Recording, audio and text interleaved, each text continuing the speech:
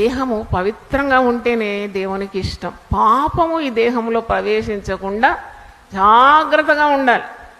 కానీ ఇచ్చిన అవయవాలను కాపాడుకోవాలి, తప్పేం లేదు. మరి కొద్దిగా ఎండ వచ్చింది, కొద్ది క్రీమ్ రుద్దుకుంటే తప్పేం లేదు.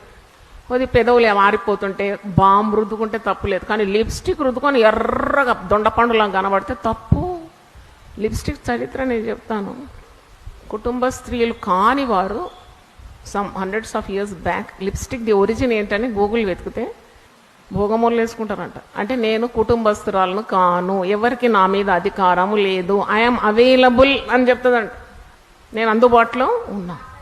మరి అది ఇప్పుడు కొందరు పాస్టమ్మలు కూడా వేసుకుంటున్నారు. చాలా బాధ. They don't know the history of the lipstick. అవసరం అది మనకు.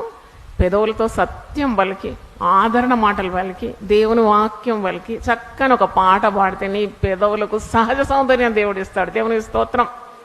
నీ నోరు బాగా తెరువు, నేను దాన్ని ఏం చేస్తాను, నింపుతాను.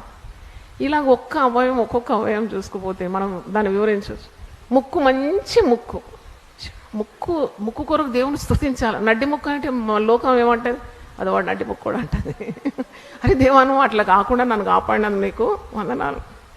నన్ను అడితే నడ్డి ముక్కున్నా స్తుతించాలి. దేవుడు గొప్పోడు. దేవుడిచ్చిన సౌందర్యం కంటే మన సొంత బుద్ధులతోటి మన అందం పెరుగుతుంది అంటారా మీరు? ఎంత రంగులు పూసుకున్న స్త్రీ అయినా కానీ చూడగానే తెలుసు, ఓహో ఈమె మేకప్ వేసుకుంది, ఈమె వేసుకుంది. క్రీమ్ పెట్టడంలో తప్పు లేదు.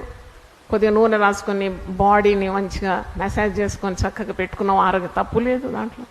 కానీ నీ సౌందర్యము, ఈ రాజు నీ సౌందర్యము కోరుతున్నాడు. ఏ రాజు? నీ భర్త.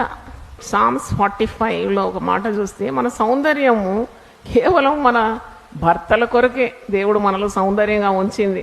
కుమారి ఆలకించుము, ఆలోచించి చెవియొగ్గుము, నీ స్వజనమును నీ తండ్రి ఇంటిని మరువుము. ఈ రాజు నీ ప్రభువు, అతడు నీ సౌందర్యమును కోరినవాడు, నీ సౌందర్యం కోరినవాడు.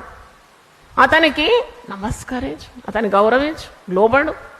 భర్త నీ సౌందర్యం కోరుతున్నాడు. You should look beautiful in the sight of your husband.